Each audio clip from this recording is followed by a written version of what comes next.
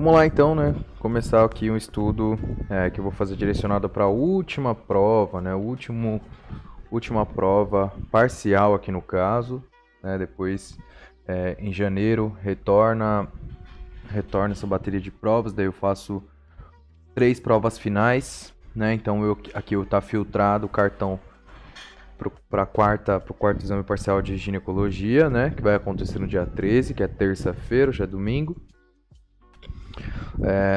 Então eu faço as respostas para essas discussões aqui de GO e aí assim que eu realizar essa prova eu já vou abrir, né, os meus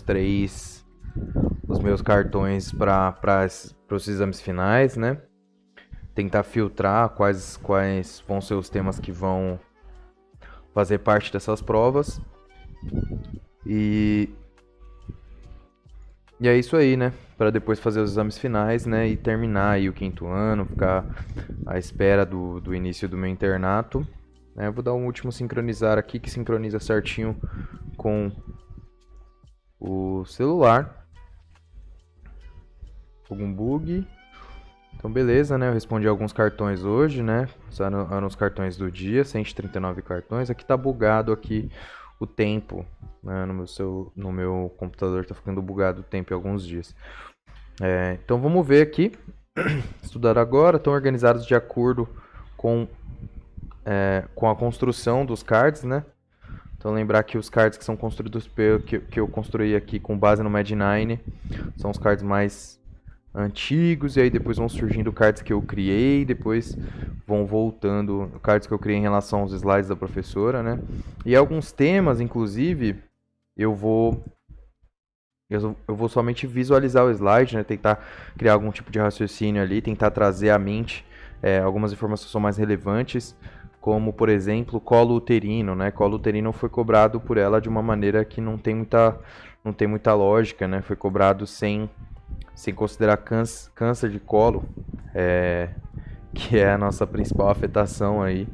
Quando a gente está pensando em colo uterino, né? É a afetação em que mais a gente vai ter cobrança nos exames, né? Provavelmente nos exames de residência aí, nos exames no Revalida. Então vamos filtrar aqui. Aqui já está filtrado o colo uterino. Eu vou transferir isso daqui para ginecologia, que está na tela da direita aqui, não dá para ver, né? E vou colocar aqui uma data 45 aqui. Beleza, né? Então estão filtradas aqui as questões de colo uterino, filtrando ali para o momento em que eu quero responder essas questões, né? Que é no ano que vem, que é o momento em que eu começo a fazer um estudo mais direcionado, né? Utilizando o cursinho, utilizando o hard work. Então vamos lá. Ciclo menstrual é controlado predominantemente pelo eixo hipotálamo, hipófise, gônada, né? Então a gente está pensando em desregulações centrais, a gente está pensando em desregulações que estão relacionadas ao órgão efetor de fato, né? E aí o órgão efetor é gônada endométrio, né?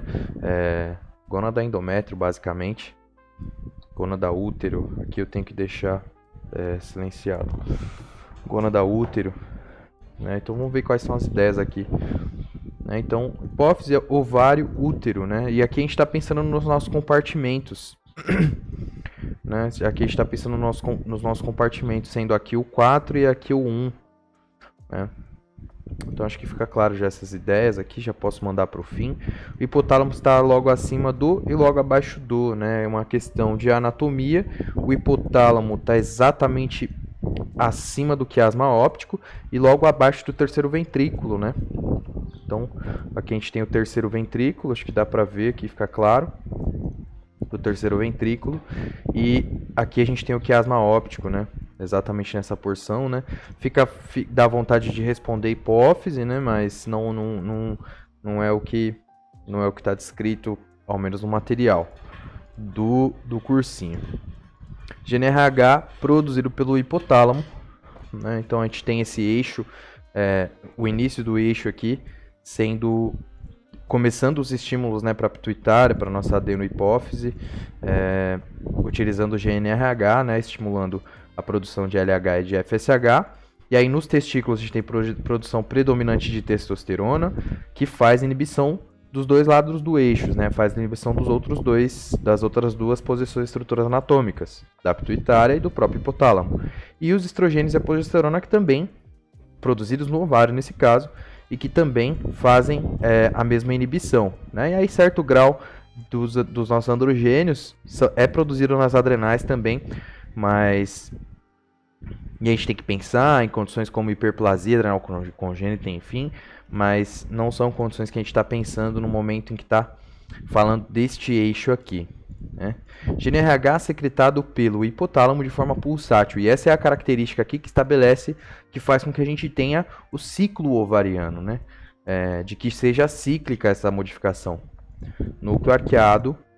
Ah, tá. A gente estava falando sobre estrutura anatômica específica, núcleo arqueado do hipotálamo. Aqui a gente tem o núcleo arqueado. A porção mais posterior aqui, né? Tal coisa é um hormônio que estimula a síntese de prolactina, o TRH. Né? Então a gente tem produção de TRH pelo hipotálamo, né? E o TRH acaba por estimular também a prolactina. Tanto que, nos casos em que a gente tiver hiperprolactinemia, a gente tem um bloqueio do eixo e aí a gente acaba por ter a amenorreia, né? Então, acho que aqui é importante para a compreensão da amenorreia. Hiperprolactinemia, né? Hiperprolactinemia inibe a secreção pulsátil do GNRH. A gente acaba, o resultado disso daí é a amenorreia. GNRH chega à hipófise pelo sistema portal hipofisário, né? A gente tem uma rede vascular ali bem específica, que é bastante interessante, inclusive é a fonte da gênese da síndrome de Sheehan que a gente tem no segundo momento, né? Geralmente acontece com sangramento no parto, né? No pós-parto ali, no quarto momento do parto, em que a gente tem uma falta aguda de suprimento vascular para a hipófise e tem necrose hipofisária, né? No segundo momento vai, como a gente está falando de uma síndrome, no segundo momento a gente vai cursar com agalactia, por exemplo, né? Essa mulher não produz prolactina, então ela não dá de mamar, etc. Né? Que são raros, né? Casos raros. Não é comum, mas é comum em prova. Local de produção do GNRH. Já foi dito, né? Núcleo arqueado do hipotálamo. Hormônio, secreção hipotalâmica. A gente tem 3. Você está pensando em GNRH, TRH e ADH? ADH? Opa, agora ficou confuso, hein? GNRH, TRH e fator de liberação do ACTH, fator de liberação de ACTH. Dá uma olhada nas causas de amenorreia hipotalâmica. Aqui eu devia ter colocado alguma coisa, hein? Será que não?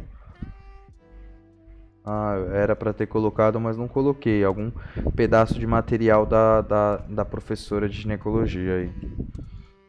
Hipófise encontra-se na célula túrcica, né? Na célula túrcica do esfenoide.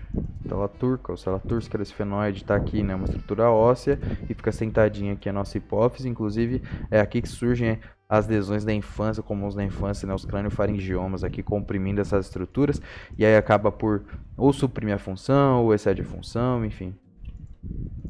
A adenihipófise e hipófise anterior produz bastante coisa, né? Então produz TSH e FSH, LH, TSH, FSH, né? Estimula a tireoide, enfim. Produz... está falando de hipófise anterior, né? Então, ocitocina e ADH são hipófise posterior, né? Neurohipófise. Aqui é adenohipófise, já falou de 3. Prolactina, PRL. Também tem bastante coisa, na verdade. Tem que gravar aqui. Prolactina, FSH, LH, TSH, ACTH e Growth Hormone, né? GH. Tem mais coisa, né? MSH que estimula os melanócitos também. LPH que estimula as células de gordura. Mas a gente está falando aqui dos mais comuns. E aqui a gente está falando de neurohipófise, vasopressina e oxitocina mesmo, né? Então esse aqui é uma imagem esquematográfica aqui do eixo, que é uma imagem bem bonita. Então, prolactina, prolactina é FSH, LH, TSH, ACTH e GH. Que não é o... É importantíssimo a gente saber, com certeza, né? Mas não é o foco da prova. Neurohipófise produz ADH e ocitocina, né? Origem embriológica, aqui tá errado, da hipófise anterior, surge da bolsa de Raschke, né?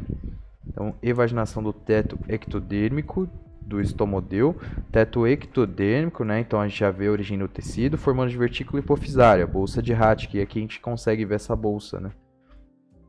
Também uma questão bastante específica, né? Não sei se tem muita cobrança desse tipo de tema em prova. A artéria hipofisária superior é ramo da carótida interna, né? Hipofisária superior.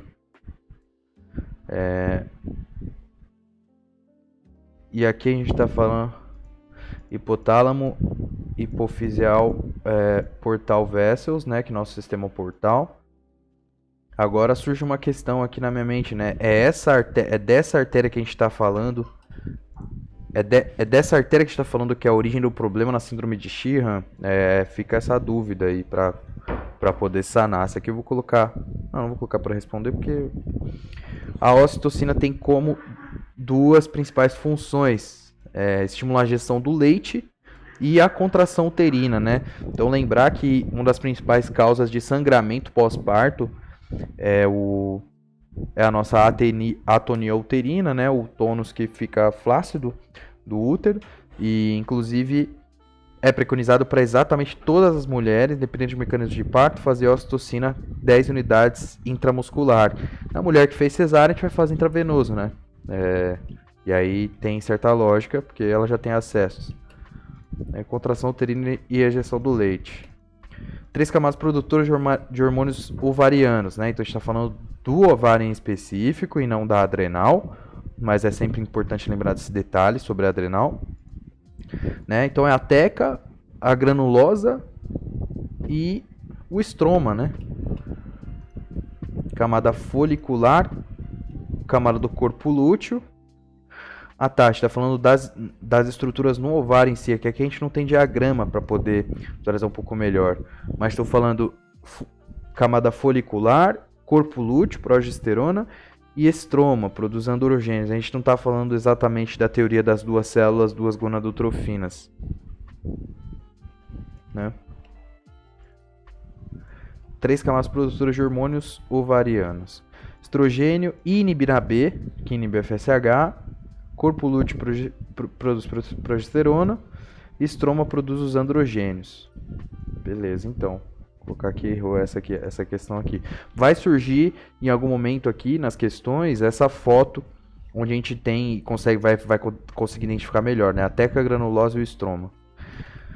Na falência ovariana, como ocorre na menopausa, por exemplo, ocorre queda da inibina B, o que leva à elevação do FSH que bloqueia o eixo no segundo momento, né? Então eu tenho aumento do FSH que bloqueia o eixo, né?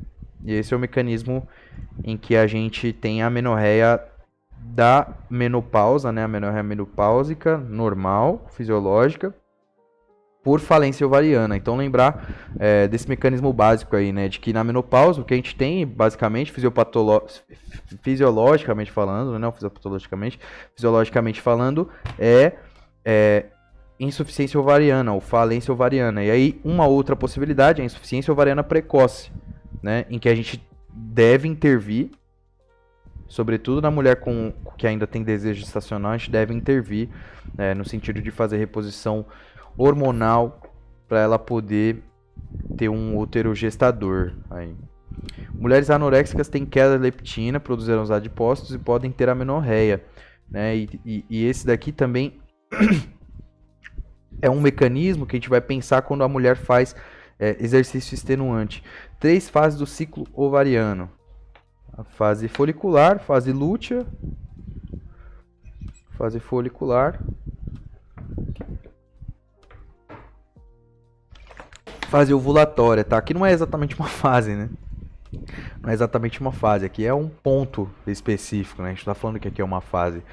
Mas é importante ter em mente, né, de que primeiro a gente tem essa fase folicular com elevação do FSH, que vai levar um pico do estrogênio. Esse pico do estrogênio vai levar uma elevação do LH, e o LH induz a secreção, induz a ovulação, é o hormônio liberador de hormônio, né, o LH. E depois a gente tem a fase lútea produzindo progesterona. Se a mulher engravidar, é exatamente esse corpo lúteo que vai manter a progesterona necessária para o nosso útero conseguir seguir crescendo e nutrindo o nosso concepto. E se ela não engravidar, degenera esse corpo lúteo, né? Ele é fagocitado, bonitinho ali. Inclusive pode fazer um cisto de corpo lúteo, um cisto folicular, e essas são outras discussões.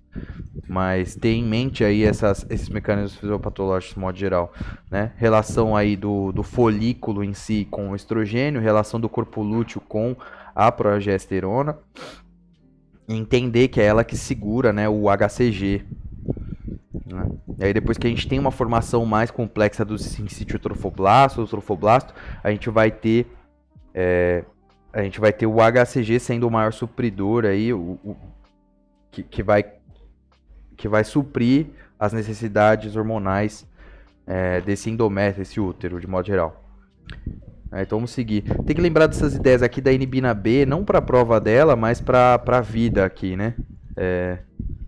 Pensar nessas ideias aqui da inibina B.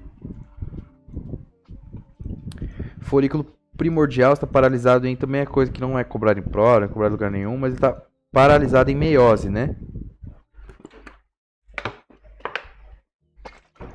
Prófase meiótica 2.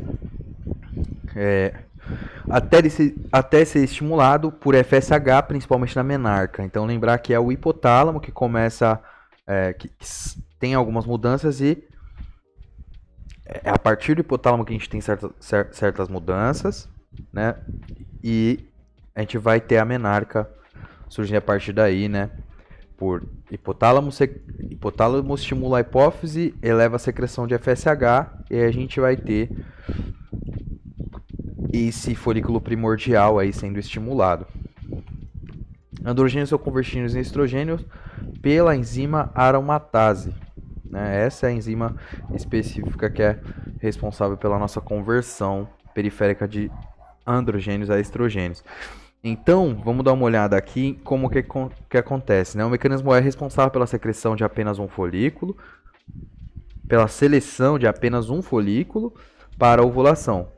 Folículo com mais receptores para o FSH, certo? Então a gente vai ver o que está acontecendo nesse folículo especificamente. Então ele tem receptores na teca para LH, e aí na teca aqui a gente vai pegar o colesterol e converter em androstenediona e testosterona. E esses dois pró-hormônios aqui, esses dois hormônios, vão ser convertidos pela aromatase em estrona e estradiol por estimulação da granulosa pelo FSH, né? Essa é a teoria das duas células, duas gonadotrofinas. Ovulação é marcada por um pico de LH, um pico de tal coisa seguido por um pico de outra coisa, né? Então eu tenho um pico de estrogênio que eleva o LH. Então, estrogênio, LH. Pico de estrogênio que vai elevar o LH. 24 horas antes do pico de LH eu tinha um pico de estrogênio. E aí o LH induz a liberação do óvulo, né? O meu pico do LH ele aconteceu 12 horas antes da ovulação. Então se a gente olhar aqui, né? Por isso que fala que ovulação não é exatamente uma fase, né? Um ponto. Para com isso, caralho. Para com isso. Então, se a gente olhar aqui para a ovulação, como é que ela é citada, é um ponto específico, né? E aí eu olho para o estradiol. O estradiol teve uma elevação, né? O meu estrogênio, meu principal estrogênio, teve uma elevação grande, né? E aqui eu tenho uma elevação grande também do LH. Lembrar também que não é só LH, né? O LH é que induz a liberação do óvulo. Se a gente não tivesse esse pico de LH, não teria a liberação de óvulo. Mas a gente tem que pensar, lembrar que o FSH também está agindo, né? Também tem ação do FSH. E pensar aqui no ciclo endometrial, né, que está relacionado à elevação dos estrogênios com a fase folicular do meu ciclo endometrial, né? E num segundo momento, para a fase secretória aqui do meu ciclo endometrial, do ciclo uterino, eu tenho elevação de progesterona, né? Então vamos relacionar essas duas informações aí. O ovócito fica paralisado em meiose 2 também. Agora meiose 2, né? Antes era meiose 1, agora meiose 2, até ser fecundado, né? Metáfase meiótica 2. Tem até uma animação interessantíssima em relação à fecundação que acontece aqui. 3 fases do útero durante o ciclo menstrual. Quais são as 3 fases do útero? É a proliferativa, a secretora e a ovulatória, talvez? Menstrual, proliferativa e secretora. Menstrual, inflamação, marca o início aqui do meu ciclo menstrual. Inflamação, isquemia e reação decidual. Proliferativa ligada ao estrogênio e mitose das glândulas estroma, e secretora ligada à progesterona, secreção glandular e edema. Então, onde a gente tem mitose de glândula, né, a gente está preparando essas glândulas para secretarem, né, quando eu tenho altos níveis de estrogênio na fase proliferativa, depois eu tenho a fase secretora, e aí se não houver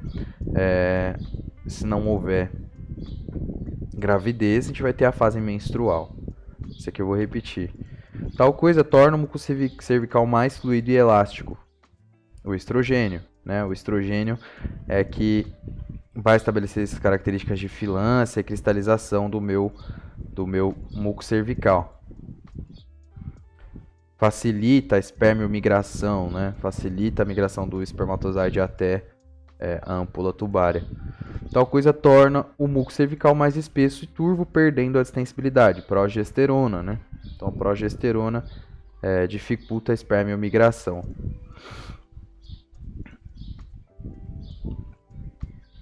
Ocorre aumento do volume mamário devido ao aumento de estrogênio e progesterona no período ovulatório, que é ali que aquele é o ponto. Aumento do volume mamário pré-menstrual. Porque nesse momento aí, agora que a gente não tem o gráfico, né? Mas nesse momento aí a gente tem alta das duas coisas, né? Alta de estrogênio e alta de progesterona. Que eu vou repetir também. FSH age na camada granulosa e estimula a síntese de estradiol. Então aqui a gente tem a imagem lá que foi comentada, que eu comentei. Então eu tenho o FSH agindo nesta camada aqui, na camada granulosa. Aqui é o nosso estroma, aqui é o ovócito, granulosa e teca. Antes age o LH, produzindo os androgênios, e depois age o FSH junto com a aromatase, né, a enzima aromatase, convertendo esses androgênios a estrona e estradiol. 3 camadas produtoras de hormônios ovarianos. É a folicular, a lútea, camada lútea, e o estroma, né? Produz estrogênio, corpo lúteo produz progesterona e estroma produz os androgênios.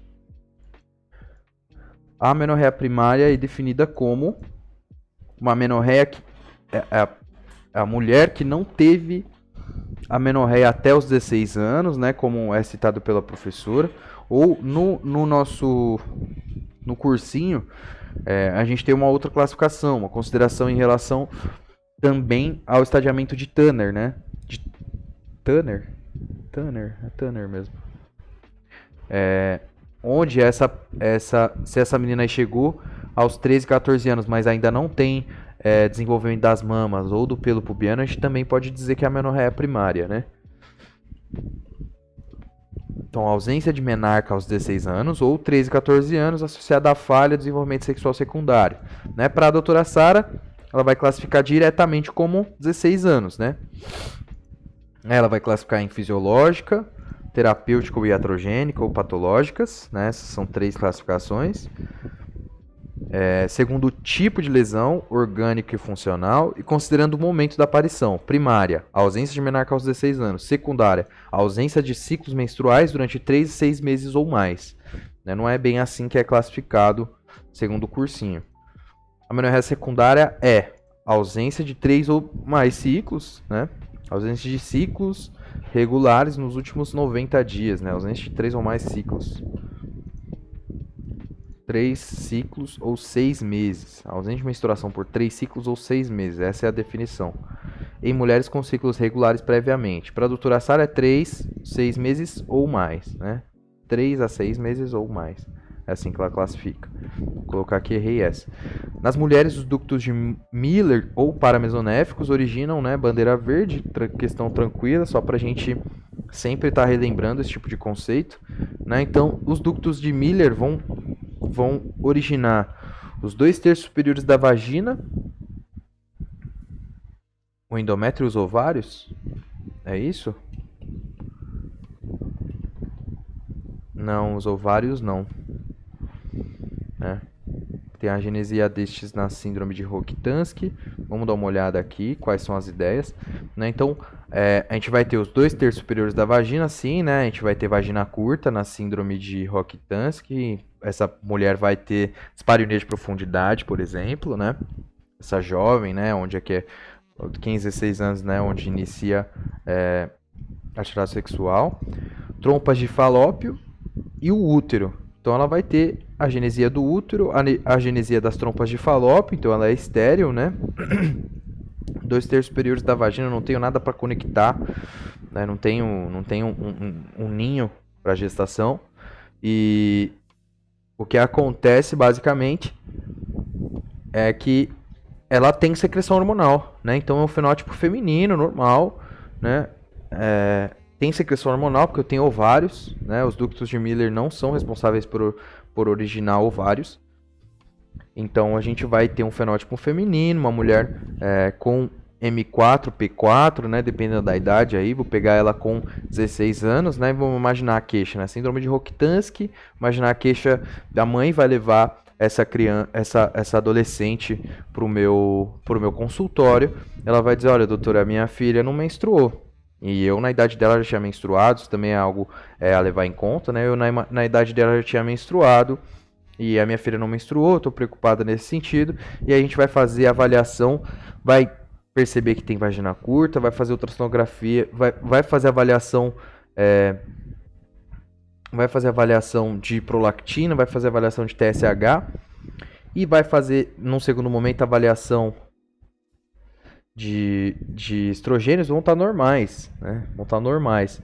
E aí, na ultrassonografia, é possível que a gente veja essa agenesia uterina e a agenesia das trompas de falópio e perceber no exame físico que ela tem vagina curta. Vou colocar aqui, errei essa. Nos homens, os ductos de Wolff ou mesonéfricos originam. As gônadas, acredito que também não, né? As gônadas, acredito que também não. Mas talvez originem aí pra nós. O que foi? Acabou isso daqui? Acho que acabou. Começa de novo então. Imagino que originem aí pra nós os condutos, né? O epidídimo, talvez. Vamos ver. Também bandeira verde. Epidídimo, ducto deferente, a vesícula seminal e ducto ejaculatório. Não tem nada a ver com o nosso exame também, né? A outra sim, né? A outra sim, pra gente entender ali os paramesonéfricos.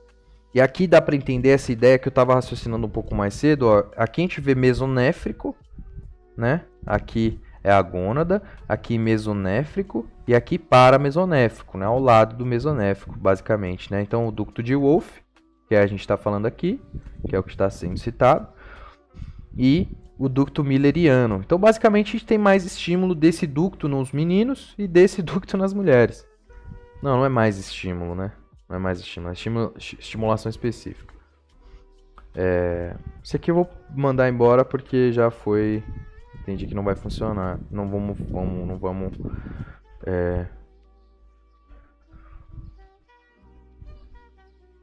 o genital faz com que a gônada indiferenciada se diferencie em um testículo.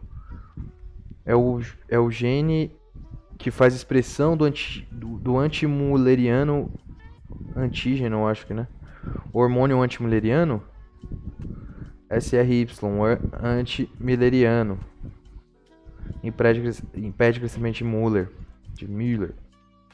3 hormônios importantes para o desenvolvimento do fenótipo masculino. É esse aí, anti-milleriano, testosterona, lógico, né? Desenvolvimento do fenótipo masculino. E o DHT, né? Que é a testo convertida pela 5-alfa-redutase, que é a testo biologicamente ativa aqui, né? Testosterona, então, anti-milleriano, hormônio anti-milleriano mesmo, né? Anti-Müllerian hormone, sintetizado pela Sertoli, pela célula Sertoli no testículo, leva à regressão dos ductos de Miller. E aqui, testosterona estimula o desenvolvimento dos ductos de Wolff na genitália interna. Regressão de ducto de Miller e crescimento de ducto de Wolff são os ductos que a gente acabou de olhar. E DHT, né, que estimula a alta concentração de DHT, estimula o desenvolvimento da genitália externa aqui. Primeiro passo para investigar uma amenorreia secundária. Quais são as ideias? Então a gente está pensando na mulher que não menstrua 3 meses por 3 ciclos, né? 3 ciclos ou 6 meses. Né? O que a gente vai pensar basicamente aqui? Hiperprolactinemia ou TSH, né? Então essas são as dois parâmetros que a gente vai solicitar. E depois a gente vai solicitar FSH e LH, né? Então eu vou excluindo os compartimentos. O primeiro passo é excluir gravidez, né? Esse é um detalhe que foi batido ali na aula, né? Que eu não respondi ainda a questão sobre isso, então acho que é aí que fica faltando um pouco, né? Mas primeiro passo é excluir gravidez, com certeza, né? A mulher amenorreia secundária, a mulher que considerando que está no menacme, né? Então, a gente deve fazer exclusão de gravidez, né? Solicitar um beta-HCG quantitativo. Depois, dosar TSH e prolactina, né? Então, TSH e prolactina. TSH normal, prolactina normais, teste da progesterona. Eu vou estimular o útero. Positivo, anovulação crônica. Negativo, não sangrou, eu vou fazer o teste com estrogênio mais progesterona. Negativo, causa canalicular. Daí a gente vai ver um pouquinho melhor ali quais são as ideias, né? Se eu estimular, eu já sei que eu não tenho problema central. Se eu estimular esse útero com estrogênio e progesterona, ele tem que sangrar. Se ele não sangrar, é causa de trajeto, né? Compartimento 1. E acho que é compartimento 1. E TSH aumentado, se eu dosar TSH e prolactina, TSH aumentado vai ser hipotireoidismo, provavelmente Hashimoto, né, que é a maior causa. Não precisa dosar anti-TPO, não precisa procurar exatamente qual que é a causa, né? A gente vai fazer tratamento direto, né? Hipotireoidismo clínico, né? Nesse caso aqui, hipotireoidismo franco. Então a gente vai tratar e essa mulher vai voltar a ovular. E se ela tiver prolactina aumentada, a gente vai ter um quadro de hiperprolactinemia, que em seguida vamos ver já qual que é o raciocínio. Porque eu já nem me lembro, né? Pode ser lesão na célula túrcica, etc. Né? Eu acho que esse é o raciocínio básico, né? A gente vai fazer, se não me engano, vai fazer um exame de imagem do crânio. Vamos colocar como errada essa. Ocorre aumento do volume mamário devido ao aumento de estrogênio e progesterona no período de proliferação, é isso? Já não lembro mais da questão, né? Fazer alguns minutos. Período pré-menstrual. Vou colocar como errei outra vez, não tô lembrando. Tal coisa são drogas que inibem a secreção de prolactina. Tem várias drogas, né? Mas inibem a secreção de prolactina. As que aumentam são mais claras pra mim. Metoclopramida e tal, né? Inibem a secreção de prolactina. Vamos dar uma olhada. Cabergolina, bromocriptacina, tratamento inicial de um prolactinoma, por exemplo. Agonistas dopaminérgicos. Agonistas dopaminérgicos. Eu vou buscar aqui uma imagem. Depois dessa questão, vou fazer uma pausa. Vamos buscar uma imagem aqui desse mecanismo de ação aqui para ficar mais claro, porque já faz umas 3 semanas, acho que eu assisti essa aula de amenorreia e já não está ficando claro aqui.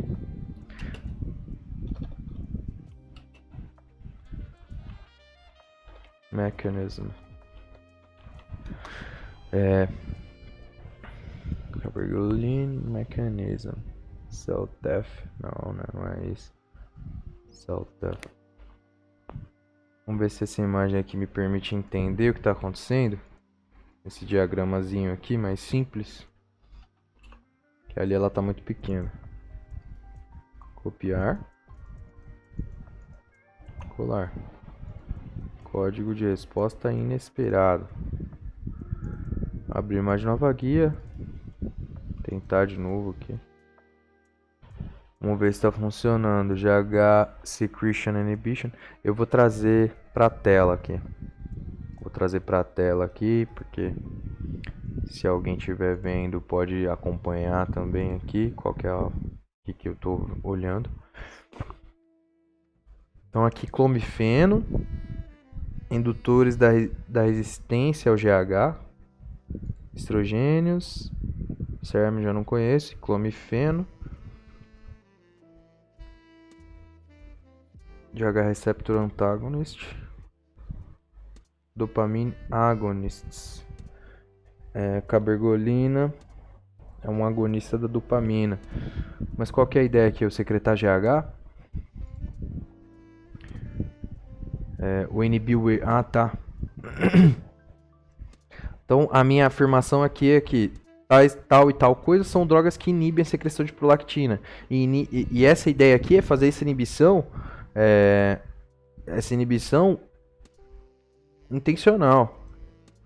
A gente está pensando numa inibição intencional, no sentido de tratar uma lesão que está secretando muita prolactina, né? Então, a gente tem prolactina sendo secretada aqui pela hipófise, e eu tenho o GH aqui, que é o estimulador desse tumor. O que a gente faz? Passa um agonista da dopamina, que é o nosso neurotransmissor que estimula lá embaixo, né? Então aqui, agonista da dopamina. E aí depois eu vou, pela alça de feedback negativo, eu vou cancelar a secreção dessa hipófise. Não acho que essas são as ideias. Vamos ver aqui numa outra imagem. Aqui parece que está mais claro, talvez. Não ficou muito claro não, para ser sincero. Aqui parece que está mais claro aqui, né? Então eu tenho o meu hipotálamo, TRH, tal, prolactina. Prolactinoma.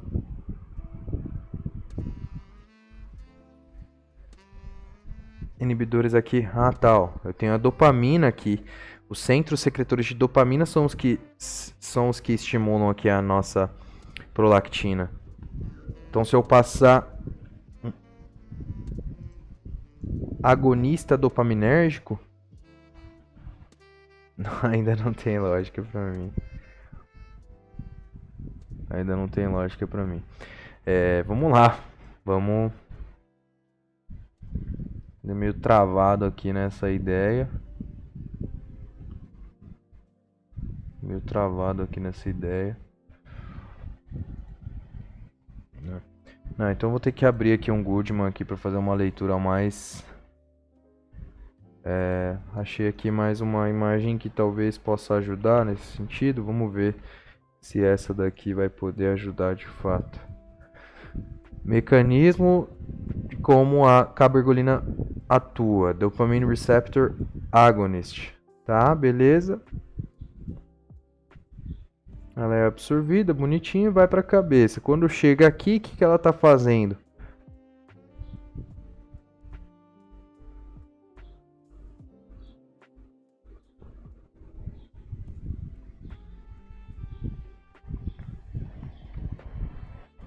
Não entendi não o mecanismo. Não sei porque que eu tô travado, mas eu não entendi. Porque aí eu tô estimulando a secreção lá de cima, eu faço feedback negativo, talvez. Não ficou muito claro. Eu vou marcar essa daqui com a estrela para poder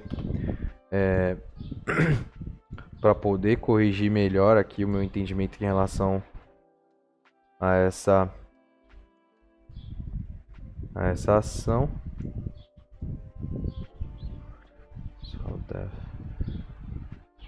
Glutamato, cabergoline via coagulation. Não ficou claro não. Tentando encontrar aqui outras imagens.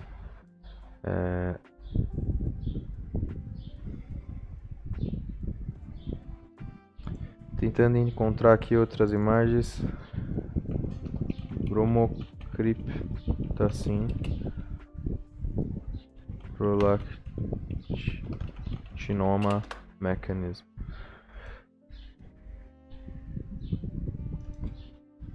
Trazer de novo para cá, para essa visão.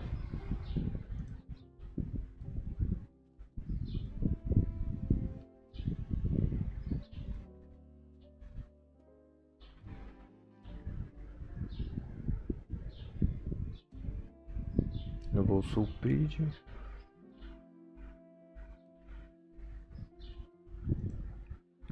Não, vai ter que dar uma olhadinha mais específica lá no...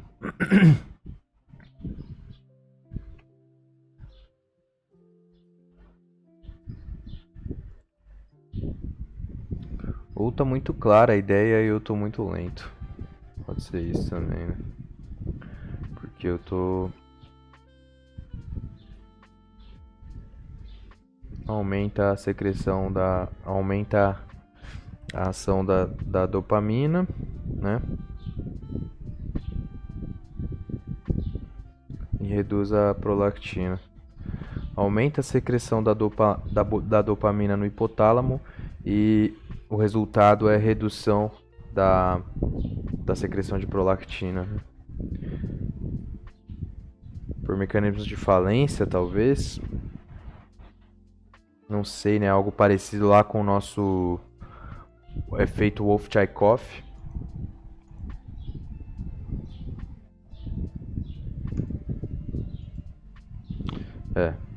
Bom, essa é uma ideia que falta aí a clarear, né? Então vamos deixar para um segundo momento aqui depois da pausa, né? Eu vou deixar essa aqui para repetir, mas bom, são duas drogas que inibem a secreção de prolactina, cabergolina, bromocriptacina ou bromocriptina, na verdade, bromocriptina, não bromocriptacina, bromocriptina mechanism, mas vai faltar aqui ideias aqui para poder clarear.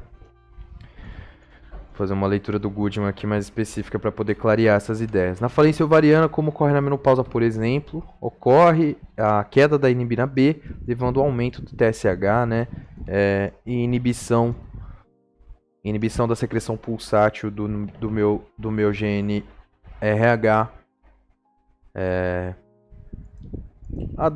nos dois pontos, né, na pituitária e no hipotálamo, por retroalimentação negativa, pela retroalimentação negativa que a gente tem o FSH produzindo. Beleza. Vamos fazer a pausa aqui, daqui a pouco a gente segue. Então vamos seguir aqui fazendo a revisão, né, pós-pausa. Fiz uma pausinha. Eu vou abrir aqui, tô vendo que tem 8 cartas para serem respondidas, então vou errar tudo, né? Então vou errar tudo. 4, 5, 6, 7, 8. Beleza. Causas de hiperprolactinemia, 3 principais. É o prolactinoma, né? É o meu principal. Que mais que a gente pode ter? Uso de metoclopramida, uso de haloperidol, se não me engano, Haldol.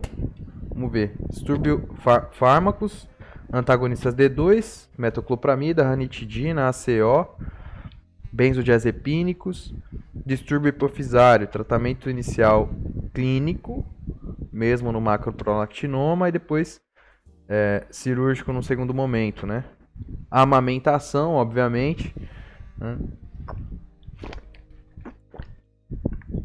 Então a gente ia pensar basicamente no prolactinoma, se o paciente faz uso de alguma medicação, anticoncepcional oral é uma possibilidade, né? Não deve ser tão comum a hiperprolactinemia nesses casos, mas é uma possibilidade. E a amamentação é a grande, né, Essa dá para finalizar. Resultado normal esperado após o teste da progesterona, que a paciente faça um sangramento de supressão, né? Esse é o resultado normal. Então, o que eu estou esperando é que ela sangre. Sangramento de supressão até 7 dias. Avalie o estrogênio e a anatomia, né? Então, avalia se o estrogênio estava legal, se os níveis de estrogênio estavam legais, e a anatomia, se ele estimulou o endométrio a crescer, e a anatomia, né? Então, vamos dar uma olhada aqui. Terceiro, teste da progesterona. Avalie os níveis de estrogênio e trato de saída. Medroxprogesterona, 10mg por 5 a 10 dias. Houve sangramento, era só anovulação funcional, né? Ela vai tratar aqui com progesterona. E sem sangramento, não houve sangramento. Tá baixo o estrogênio, lesão no endométrio, obstrução do fluxo, aí a gente prossegue com o teste de hidrogênio. Então essas são as ideias basicamente, mas o que eu estou esperando é sangramento de supressão. Ocorre aumento do volume mamário devido ao aumento do estrogênio e progesterona no período pré-menstrual. Agora a gente já, né, pegou essa. Aqui, bromocriptacina e cabergolina. Bromocriptina e cabergolina. Aí o teste do estrogênio avalia o quê? Se eu passar... Então, se eu der para essa mulher o estrogênio, né? A gente dá estrogênio mais progesterona. Se eu der para essa mulher estrogênio e ela sangrar, quer dizer que eu estou avaliando a anatomia, basicamente, né? Eu estou avaliando a existência de endométrio, né? Vendo se o endométrio é funcional e avaliando a anatomia. De estrogênio mais progesterona, ela não sangrou, quer dizer que eu tenho uma anatomia com obstrução, ou eu tenho uma agenesia, né? A gente está falando aqui basicamente da amenorreia secundária, né? Se há resposta endometrial e se há trato de saída adequado. Anatomia, compartimento 1. Né? Então é isso aqui, essas são as ideias do nosso teste. Vai dar estrogênio por 21 dias, depois progesterona por 5 dias, né? Porque eu estou pensando no ciclo, né? Estou tentando meio que refazer ali o ciclo menstrual. Que barulho foi esse? Fazer ali o ciclo. Então, houve sangramento, eu excluí causas uterovaginais. As causas só podem ser compartimento 2, 3 ou 4, né? Lá para cima. E sem sangramento é alteração no trato de saída. Né? Então, eu tenho alteração endometrial, por exemplo. Ou alteração... E aí sim a gente vai partir para uma dosagem. Aí sim eu vou começar a avaliar o compartimento central, né? Eu vou começar a avaliar lá para cima. Então essas são as ideias aqui. Tal coisa serve para diferenciar a disfunção ovariana de disfunção hipotalâmica e hipofisária. O teste com estrogênio e progesterona, né? Ah tá, dosagem do FSH. Dosagem do FSH. Dosar o FSH. Ah, tá. A gente só vai dosar esse FSH lá na frente. Esse é o fluxo, pelo menos, né? Esse é o fluxo de raciocínio, basicamente. A gente só vai dosar esse FSH lá na frente. É causa ovariana ou central. Se o FSH estiver elevado, a causa é ovariana. O ovário não produz para mim estrogênio e progesterona. E se a causa é central, e aí não produz ciclicamente e tal, né? A gente tem toda uma ideia aqui para pensar. E se a causa for central, esse FSH vai estar baixo, né? Então está diminuído nas causas hipotálamo hipofisárias e elevado na disfunção ovariana, né? Isso aqui é um raciocínio bem lógico. Então, vamos dar uma olhada aqui no fluxo, né? Então, antes a gente já fez teste de estrogênio e teste de progesterona. Qual que vai ser o quinto aqui? Se a mulher não sangrou. A mulher não sangrou, a gente está pensando em afetação central.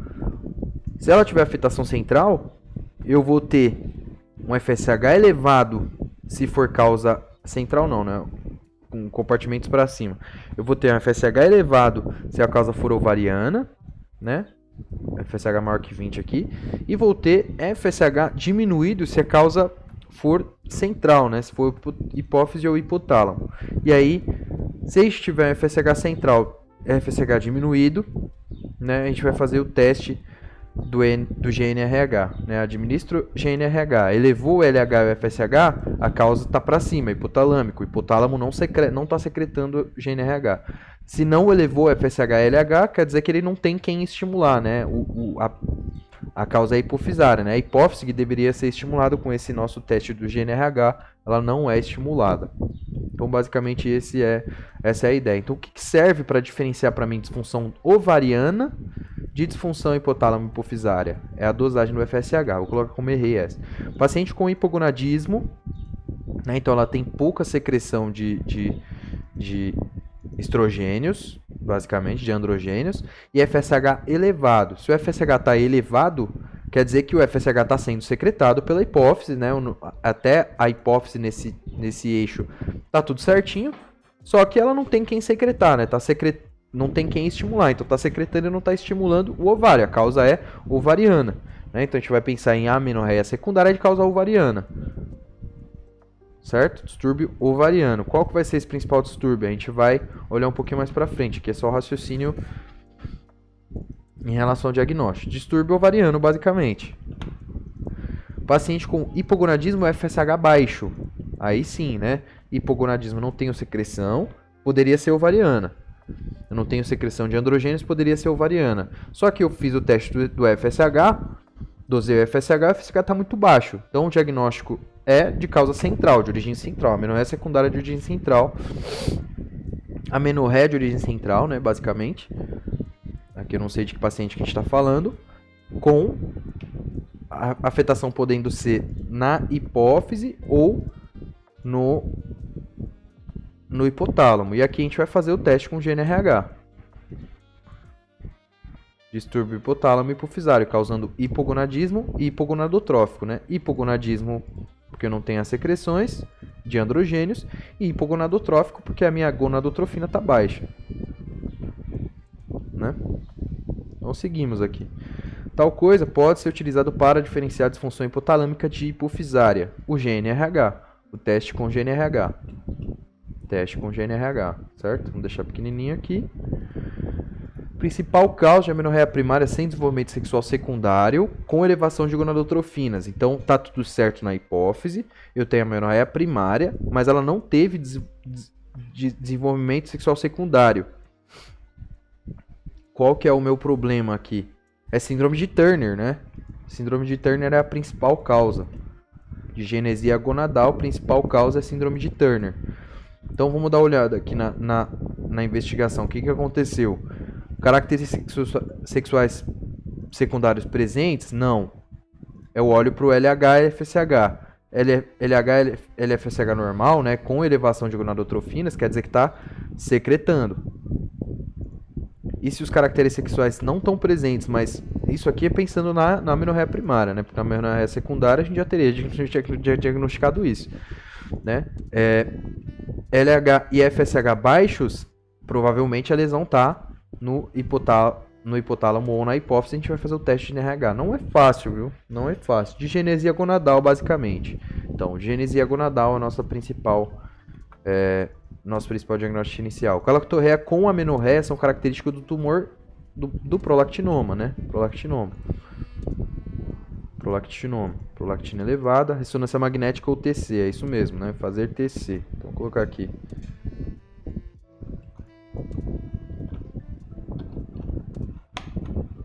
Vou colocar aqui RM ou TC para ver célula turca, né? Então é nisso que a gente está pensando aqui. Galactorreia, o paciente tem a galactorreia com amenorreia, ela tem, não tá menstruando, mas tem secreção de leite pela mama, né? Tem mama túrgida, etc. Né? Eu vou dar uma olhada na prolactina, vou dar uma olhada no TSH e na prolactina. Por que eu vou olhar para o TSH também, mesmo se eu estou olhando para a galactorreia? Porque se essa paciente tiver hipotireoidismo, ela está secretando muito TRH também, Thyroid Releasing Hormone. E secretando o TRH, a gente pode estimular também a prolactina, né? Então esse é o grande ponto, né? A paciente hipotireoide, ela pode apresentar com galactorreia. E a causa pode ser o hipotireoidismo em si, né, da amenorreia dela. Né? Então, acho que esse raciocínio eu já consigo fazer. Primeiro passo para investigar a amenorreia secundária. O que a gente vai fazer? A mulher sangrava, ela parou de sangrar. Primeiro passo, parou de sangrar, estou pensando que está grávida. Beta-HCG quantitativo, teste de sanguíneo, bonitinho, sem fazer TIG. E depois, que a gente vai avaliar? TSH e prolactina. Né? TSH e prolactina, com essas ideias de Pensar em prolactinoma e pensar no hipotireoidismo. Porque se eu pedir só prolactina e ela vai elevada, o que eu faço? Eu vou pensar que ainda pode ser hipotireoidismo, né? Então eu sou obrigado a fazer TSH. Então eu preciso dos dois parâmetros.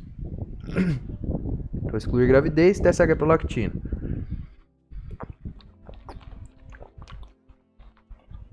Androgênios são convertidos em estrogênios pela enzima aromatase, né? Aromatase. Deixar menor um pouco aqui essa imagem aqui das duas células, duas gonadotrofinas. Então, duas células aqui, a minha célula da teca e a minha célula da granulosa, duas gonadotrofinas, o meu LH estimulando a teca e o FSH estimulando a granulosa. 3 fases do útero durante o ciclo menstrual: a fase secretória, proliferativa, a fase menstrual, né? Fase menstrual. E desde o início da fase menstrual ali já começa a minha fase proliferativa, né? Já começa a minha fase proliferativa. A amenorreia secundária é a mulher não ter sangramentos durante 3 ciclos ou 6 meses, né? E para a doutora, 3 ciclos ou 6 meses, certo? A ausência de menstruação, 3 ciclos ou 6 meses, tá certo? Para a doutora é a mesma coisa, basicamente. Mas aqui ela fala de 3 e 6 meses, 3 a 6 meses ou mais, né? E aqui a gente está falando de 3 ciclos ou 6 meses. Mulher com ciclos regulares previamente, esse é um detalhe também. Nas mulheres, os ductos de Miller ou paramesonéfricos, né, esse é o nome, né, originam para nós os 2/3 superiores da vagina, o útero e as trompas de Falópio. Síndrome de Rokitansky. Na síndrome de Rokitansky eu tenho a genesia destes. Folículo primordial está paralisado em meiose 1. Necrose hipofisária secundária à isquemia local. Pode ocorrer hemorragias com estabilidade hemodinâmica no parto. Cursa com PAN e hipopituitarismo, né? Então tudo que a pituitária secreta vai deixar de secretar, né? O diagnóstico síndrome de Sheehan. Digenesia gonadal com ovário em fita, amenorreia primária, retardo no crescimento, pescoço alado, possível déficit cognitivo, né? Tá descrevendo o fenótipo aí do nosso síndrome de Turner, né? Da principal causa de amenorreia primária. Quando a gente entende a base, tudo começa a fazer mais sentido, tudo começa a ficar mais simples, né? E aqui a gente tem um cariótipo 45x0, né?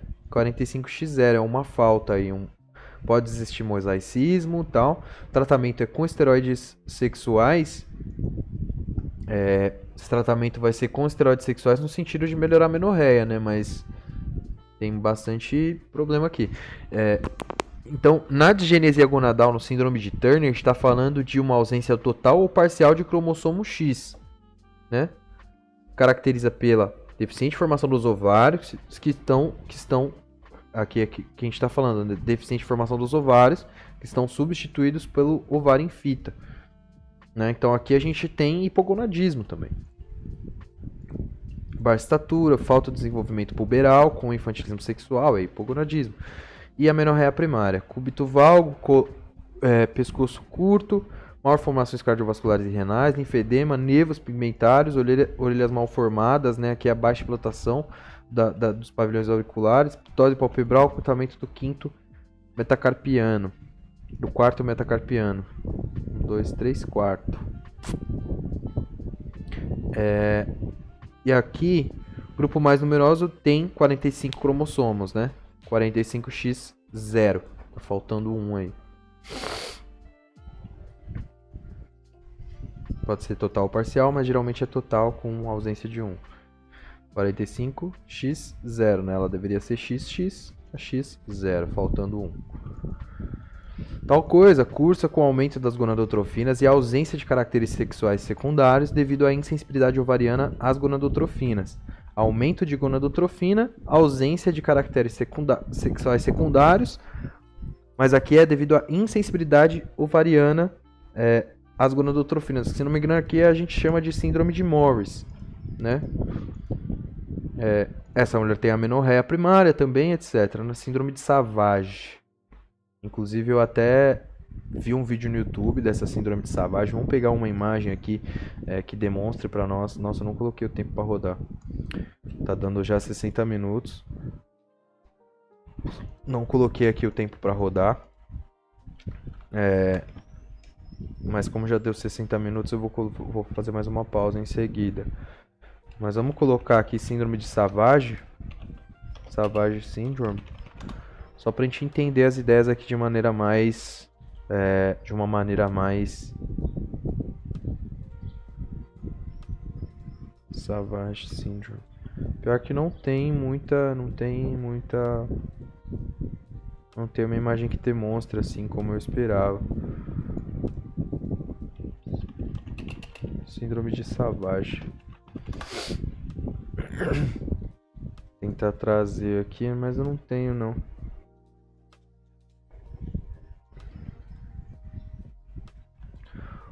Tem ovários normais.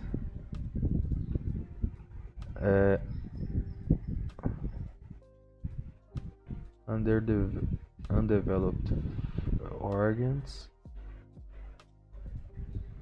Eu não sei se é a descrição dessa síndrome exatamente, não. Vou falar a verdade. Síndrome do ovário resistente. Então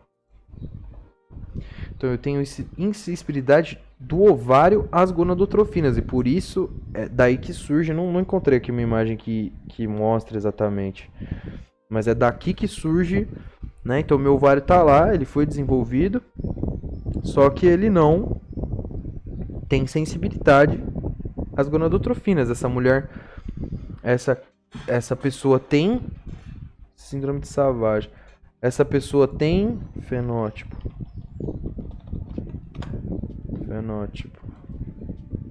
Essa pessoa tem caracteres, tem fenótipo feminino, só que ela não tem caracteres secundários, né? Não tem caractere secundário. Vamos andar pra frente aqui, síndrome de Savage, que se não me engano, esse síndrome de Savage nem tem no material dela. Vou andar pra frente aqui. Andar um pouquinho, mas eu vou colocar que errei, claro, né? Principal causa de genitália ambígua em fetos XX é o pseudo-hermafroditismo, se não me engano, né? Genitália ambígua. Não, genitália ambígua é o hermafroditismo verdadeiro. Hiperplasia adrenal congênita é a principal causa. Hiperplasia adrenal congênita, genitália ambígua na mulher. Aumento da 17 hidroxiprogesterona e androgênios, né? Na prova, redução da 21 hidroxilase, porque a gente não consegue avaliar aqui a 17 hidroxiprogesterona. Então, hiperplasia adrenal congênita, queda na síntese de cortisol, aumento do ACTH compensatório, hiperplasia do córtex e aumento dos precursores da enzima afetada.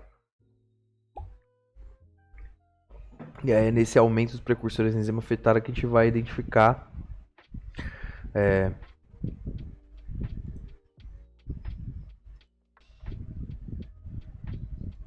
vai fazer o diagnóstico em prova, né? Principal causa de genitália ambígua em fetos XX, fetos, né, com carótipo normal, hiperplasia adrenal congênita, vou colocar como errei também. Paciente virilizada com acidose, hiponatremia e hipercalcemia, cariótipo XX, normal, hiperplasia adrenal congênita, né? Essa acidose aqui acontece porque eu tenho muita secreção de mineralocorticoide, né, de aldosterona. Minha aldosterona vai agir nos túbulos renais, né, e vai trocar muito sódio por hidrogênio e por potássio, né? Então a gente vai ter uma... É isso?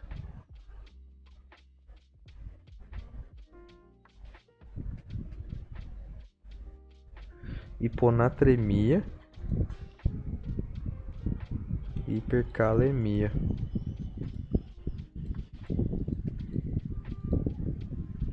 Tem aldosterona demais. A aldosterona vai lá e troca muito. A aldosterona vai no túbulo e troca muito sódio por potássio e hidrogênio. Certo, é isso aí. Forma perdedora de sal.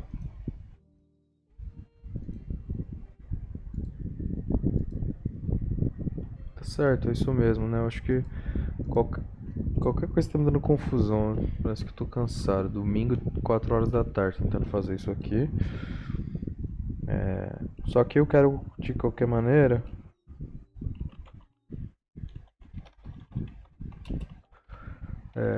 dar uma olhada aqui. Austro na função.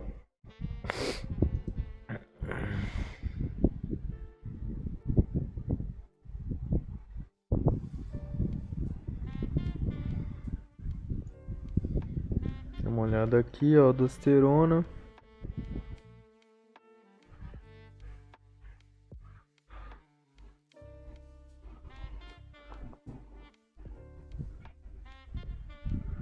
A aldosterona age no sentido de elevar a tensão arterial. Por que que eu tô... O que tá acontecendo aqui?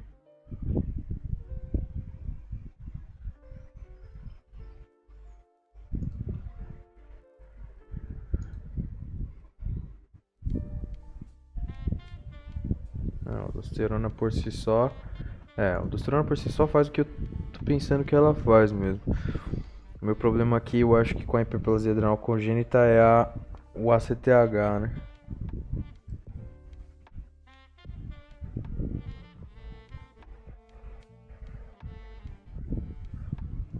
Tá faltando alguma coisa aqui.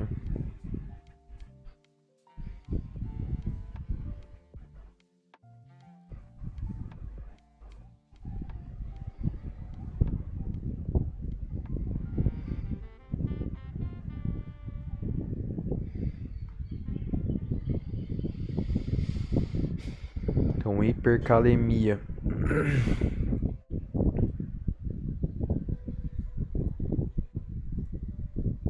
Hiponatremia, acidose, hipercalemia. Eu acho que aqui deu uma travada legal também. Vamos marcar aqui para poder reaver essas ideias aqui. O problema é que se eu pegar aqui, né, a gente não vai ver muito sobre hiperplasia adrenal congênita. A verdade é essa. Queda na síntese de cortisol, aumento do ACTH, adrenocorticotropina.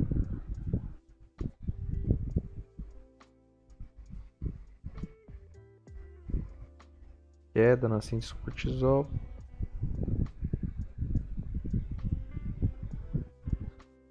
Não vai ser essa a discussão que a gente vai ter aqui, né? Em relação à hiperplasia adrenal congênita. Mas o diagnóstico tá certo, né? Que foi onde iniciou aqui esse CARD, né? Cariótipo XX, paciente virilizada, com virilizada aqui porque a gente tem certa secreção, certa produção de androgênios na adrenal, né? Então a gente está falando que eu tenho hiperplasia adrenal, quer dizer que eu tenho uma alta secreção, elevação da secreção dos androgênios, aí sobretudo testosterona, a paciente fica virilizada, né? Agora esses outros raciocínios aqui é que tá faltando um pouco na cabeça. Vamos tirar também daqui o cartão. Agora da masculina e feminina no mesmo indivíduo faz diagnóstico. Se eu tiver a gônada masculina e feminina no mesmo indivíduo, faz o diagnóstico de hermafroditismo verdadeiro, né? Paciente com amenorreia primária e dispareunia, cariótipo 46XX, ovários e desenvolvimento sexual secundário normal. Então o que aconteceu aqui, né? Cariótipo normal, amenorreia primária e dispareunia. Ela tem o colo curto, provavelmente, né? Então a gente entende assim. Nessa síndrome, que é a de Rokitansky, eu não tive, por exemplo, o antimilleriano. Eu tive a ação do antimilleriano, né? Provavelmente eu tive a ação do antimilleriano, aí eu não tenho desenvoltura desses ductos paramesonéfricos, né? Então eu tenho a genesia de endométrio, eu tenho a genesia de útero, eu tenho a genesia de trompa de falópio, os 2/3 superiores da vagina, eu fico com vagina curta, ela tem dispareunia de profundidade.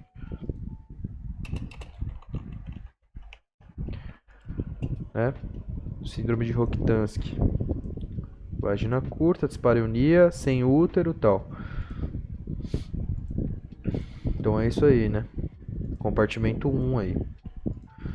Tal coisa serve para diferenciar a disfunção ovariana de disfunção hipotálamo-hipofisária, FSH, né? Se eu mando FSH, FSH não estimula o ovário. Então, se eu olhar para o FSH, dosar o FSH, eu tiver com o FSH alto, a mulher com amenorreia, essa lesão é ovariana, esse problema é ovariano. E se eu fizer a mesma coisa, o FSH estiver baixo, se eu dosar, ela tiver com a amenorreia, o FSH estiver baixo, a gente está pensando que é disfunção hipotálamo-hipofisária, né? Acho que eu vou reproduzir aqui esse vídeo só para ver quais são as ideias aqui. Não, aqui eu estou passando o vídeo para frente.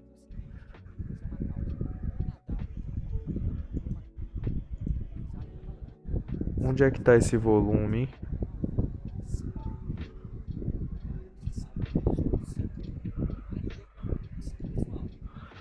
Vou pausar aqui. Pausar aqui. Alto, um FSH elevado, significa que chega estímulo.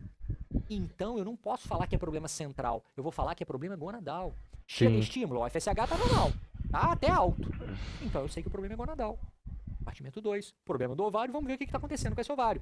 Por outro lado, Um daí nós vamos cisto, pro último né? passo. Um Se eu cisto dosar o FSH e o FSH estiver tecaloteínico, um baixo, cisto eu não posso culpar o pobre do ovário se ele não é folicular. estimulado. Ele tem que ser avisado, ó, tá na hora de produzir. Ele tem que ser estimulado. Não está sendo estimulado, ele vai ficar quietinho. Então, se o FSH estiver baixo, eu vou pensar muito mais numa causa central. Vou pensar numa causa hipofisária ou hipotalâmica. E aí, esse é o último passo. Diferenciar NRH. Não, aqui eu acho que ficou claro. Ele não foi falar sobre as causas em si, né? Que eu tava esperando ele falar. Ele não falou sobre as causas em si. Vamos voltar isso daqui. Diminuir o volume aqui na minha orelha. Principal causa de amenorreia primária. Opa, aí não dá, né? Principal causa de amenorreia primária sem desenvolvimento sexual secundário com elevação de gonadotrofina, né? Então, eu não tenho desenvolvimento sexual secundário, quer dizer que eu não tenho sensibilidade nesses ovários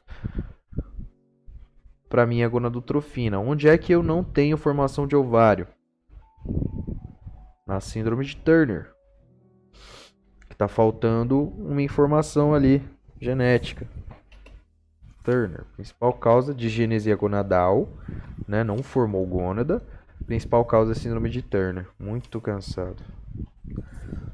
Isso aqui é gostoso responder bastante para não estar rolando. Teste do estrogênio avalia a sensibilidade do útero a esse estrogênio, né? Como a gente dá estrogênio mais progesterona, avalia também a anatomia, né? Então, ímã perfurado, esse monte de coisa a gente consegue avaliar nesse sentido. Trato de saída adequado. Paciente XY, características sexuais secundárias. Paciente é XY, então é cariótipo masculino. Características sexuais secundárias femininas, sem desenvolvimento de estruturas derivadas dos ductos de Miller ou Wolff. A ausência de genitália, então o que ele não tem aqui? Não tem epidídimo, por exemplo, não tem os ductos. A ausência de genitália interna, basicamente, que ele tem. Vagina em fundo cego, ausência de pelos e com crescimento mamário na puberdade. Teve crescimento mamário, mas aqui ele tem ovário, né? Ou ele tem, na verdade, aqui ele não tem ovário, na verdade aqui ele tem testículo, né? Ah, é o episódio do House, pô. Síndrome de Morris. Pseudohermafroditismo masculino, porém sensibilidade completa aos androgênios. E aí tinha desenvoltura de mama, né?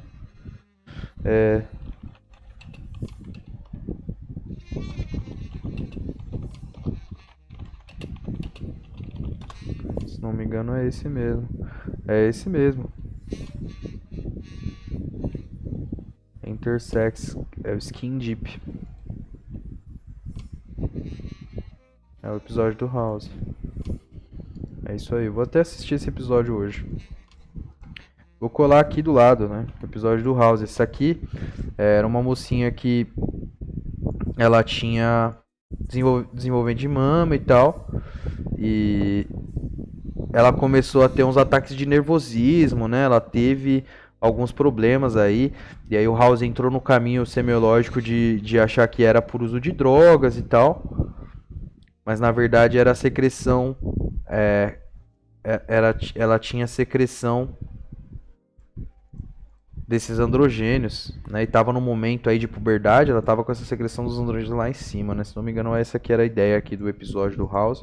Vou reassistir esse episódio, foi um episódio muito legal. Galactorreia com amenorreia são característicos do tumor prolactinoma. Já ficou claro aqui.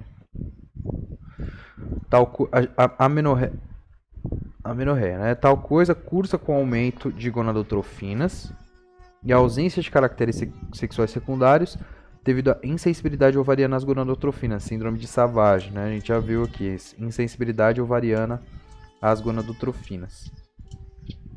Tem um problema no receptor lá do ovário, provavelmente.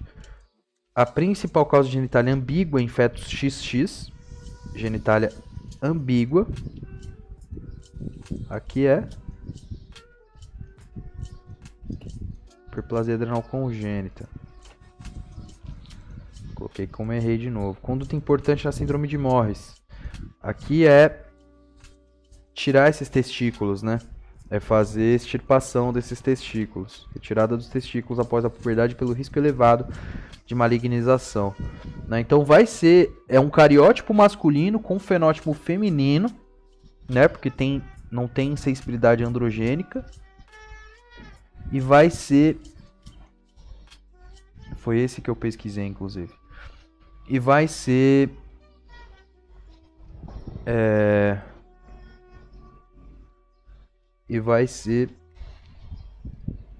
um cariótipo masculino com fenótipo feminino.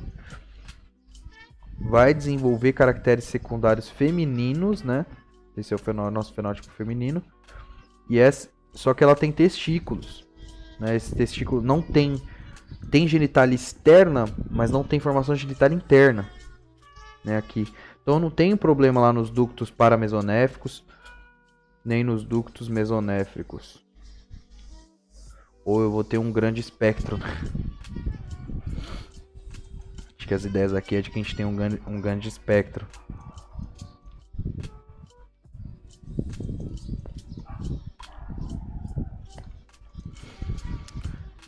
Tal coisa, achados de sinéquias intrauterinas após doença inflamatória pélvica ou procedimento uterino com amenorreia define a síndrome de Asherman.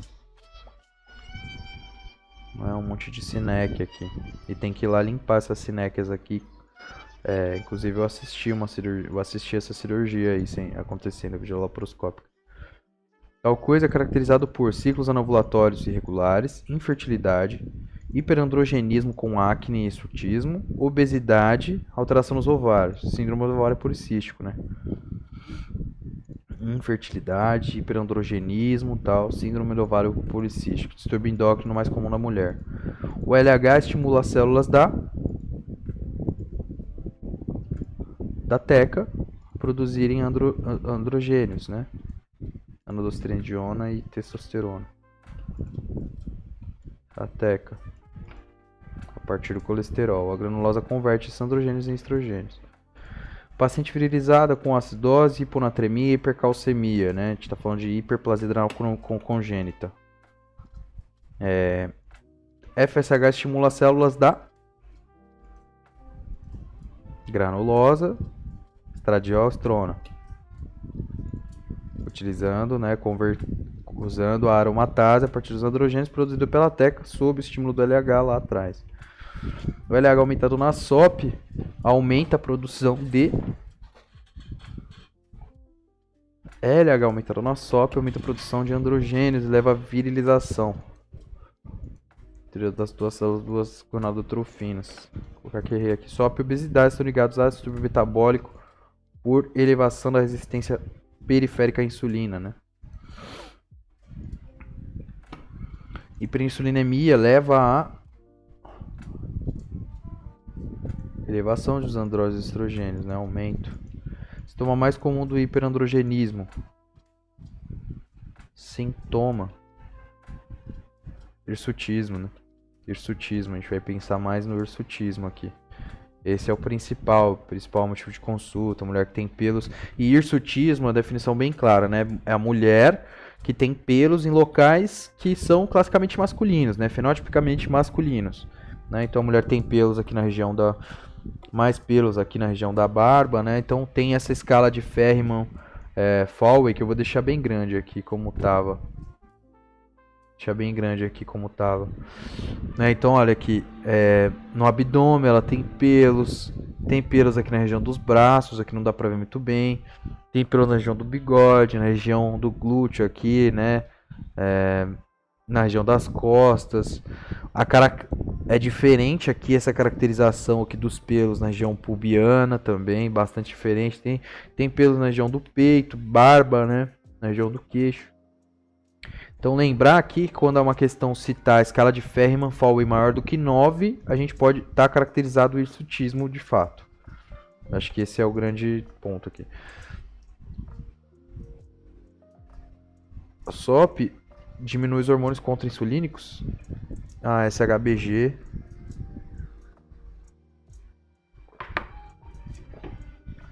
Sexual Hormones Binding Globulin. Aumenta o hormônio livre agindo no tecido. É por isso que a gente tem o resultado de...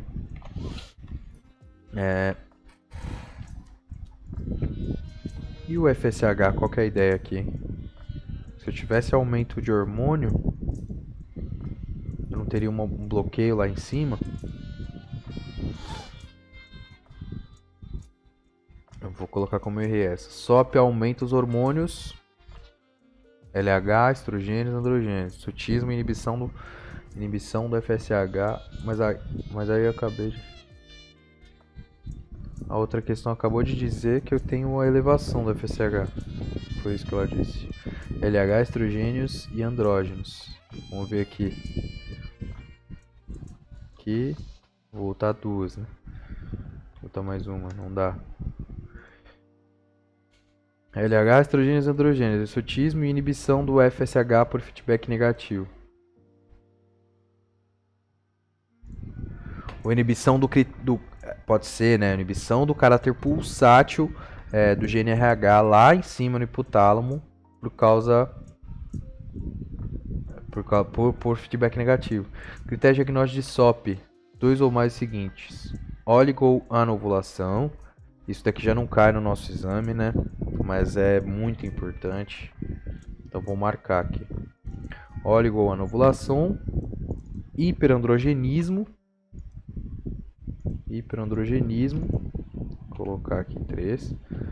Oligoanovulação, hiperandrogenismo e ovários policísticos na ultrassonografia.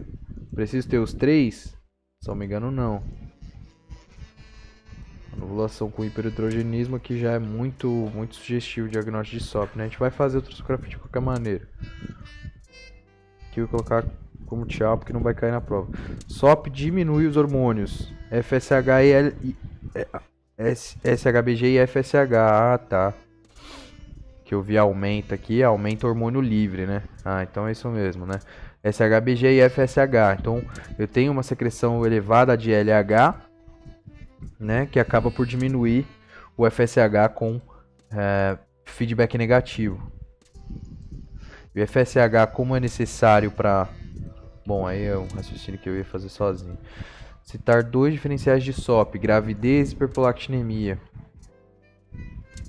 Que é anovulação, né? Hiperprolactinemia, prolactinoma e tal. Aqui tá bem claro, na verdade. Essa ideia aumentada é marcador de patologia adrenal. Porque essa ideia só é produzida na glândula adrenal. SOP aumenta a chance de câncer de ovário, de endométrio, de mama, né? De tudo, né? Em relação aos genitais femininos aqui, de tudo. SOP eleva o risco cardiovascular, né? Inclusive, acho que seria interessante eu falar aqui, além de eu já ter ouvido isso várias vezes, né? De que a mulher com SOP, ela não é simplesmente uma mulher com anovulação, né? Não é esse o grande problema que a gente vai resolver, não é o hirsutismo que a gente vai resolver, né? Mulher com SOP é a mulher que está passando por síndrome metabólico, né? Uma característica de muito estresse ao organismo. E é isso que deve ser corrigido, né? Então, essa pessoa precisa passar por avaliação multiprofissional, né? Com nutricionista, com ginecologista, com endocrinologista, né? Então essa avaliação tem que ser multiprofissional no sentido de a gente corrigir a síndrome metabólica exatamente, e não simplesmente a SOP, né? Tratamento inicial para paciente obesa com SOP. Paciente obesa com SOP. As ideias aqui é a gente tentar reduzir a resistência periférica à insulina, né? Para ela perder peso. Então fazer exercício, perda de peso, melhorar a dieta, a perda de peso, né, basicamente, vai fazer com que ela melhore, aí pode ser que ela volte a ovular. Perda de peso, dieta e exercício. Para controlar a irregularidade menstrual na SOP, podemos utilizar anticoncepcionais orais, né? E as ideias de tratar a SOP é exatamente nessa linha, né? Por causa do paciente de SOP que tem desejo contraceptivo, usar anticoncepcional oral combinado, né? A ser combinado. Paciente com infertilidade no SOP. Não é obesa nem tem resistência insulínica. Droga de escolha para induzir a ovulação, né? Aqui, infertilidade quer dizer que a queixa dela é essa, né? Quer dizer que a gente tem que dá para fazer tratamento com clomifeno, né? Se trata de clomifeno, antagonista parcial de estrogênios, diminui o feedback negativo e aumenta as gonadotrofinas, e aí a gente não tem problema estrutural, né? No endométrio, nem nos ovários, então ela vai ovular. Tratamento para SOP com tal coisa leva a redução dos níveis androgênicos já nas 6 de 4 horas após o procedimento. Com drilling, né? Daí é aquele drilling, né? Com aqueles furos que a gente faz no ovário policístico lá com laparoscopia, né? Eletrocauterização ou drilling ovariano. Tem até aqui a imagem da cirurgia, né? Que aqui não tá dando pra ver, mas tem até aqui a imagem da cirurgia, né? Que a gente faz primeiro o teste de patência tubária, né? Porque não fazer, e depois o drilling. Teste de patência tubária, coloca um corante, basicamente, né? Endocervical ali, e injeta, e aí observa aqui a saída desse corante aqui pelos ovários. Olha o tamanho do ovário, né? Um ovário bem grande, né? Geralmente ele é bem pequenininho aqui assim. E aí ele faz aqui o drilling, que é furar, fazer vários furos aí, ó. Cirurgia legal, vários furinhos. Faz vários furos aqui e essa mulher volta a ovular.